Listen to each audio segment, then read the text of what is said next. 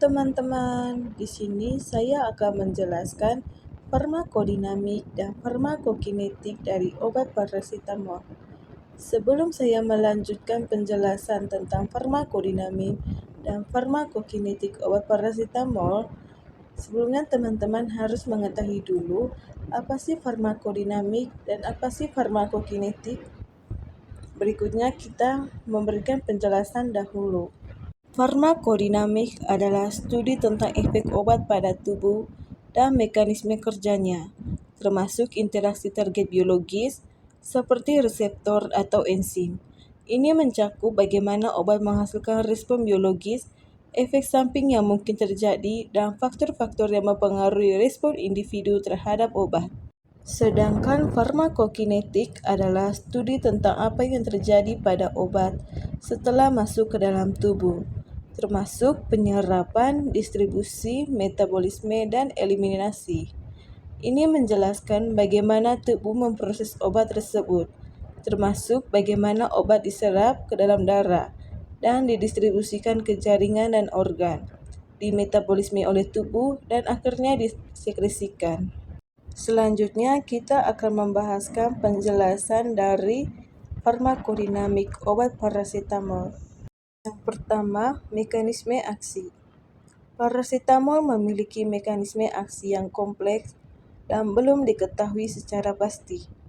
Mekanisme aksi utamanya diduga melibatkan penghambatan sintesis prostaglandin di dalam sistem saraf pusat atau SSP, khususnya di otak.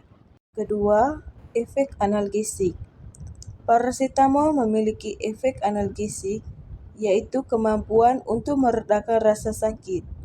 Hal ini terjadi melalui penghambatan enzim siklogenase atau COX yang mengurangi produksi prostaglandin di SSP, sehingga mengurangi persepsi nyeri. Yang ketiga, efek antipiretik. Parasetamol juga memiliki efek antipiretik, yaitu kemampuan untuk menurunkan demam. Ini juga disebabkan oleh penghambatan mekanisme aksi yang kompleks dan belum sepenuhnya dipahami. Meskipun belum diketahui secara pasti, mekanisme aksi utamanya diduga melibatkan penghambatan sintesis prostaglandin di dalam sistem saraf pusat atau SSP, khususnya di otak.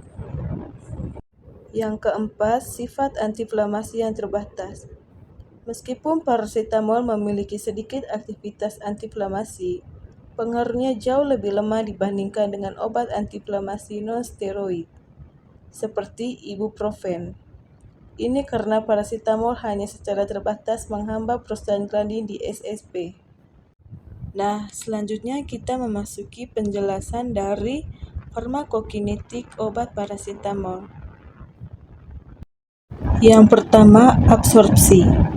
Parasetamol diserap dengan cepat dan hampir sempurna dari saluran pencernaan setelah pemberian oral.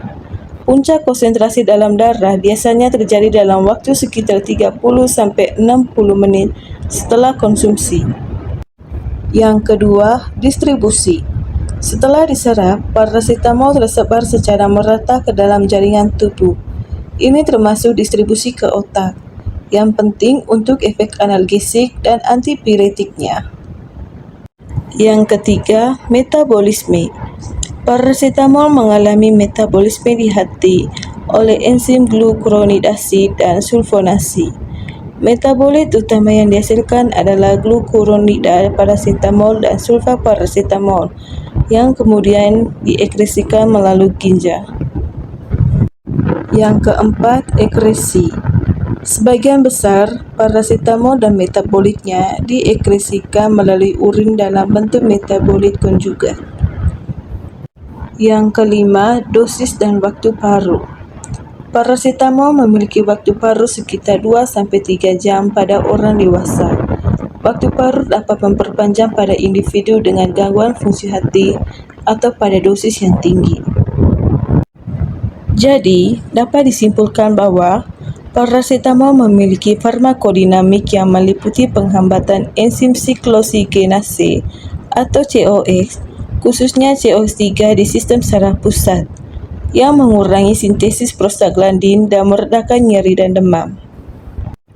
Sementara itu, farmakokinetinya melibatkan penyerapan cepat setelah pemberian oral, distribusi merata di seluruh tubuh, metabolisme di hati, dan eliminasi melalui urin dalam waktu metabolit yang tidak aktif. Itu saja penjelasan dari kami tentang farmakodinamik dan farmakokinetik dari obat paracetamol. Semoga penjelasan ini sangat berguna untuk teman-teman semua. Terima kasih.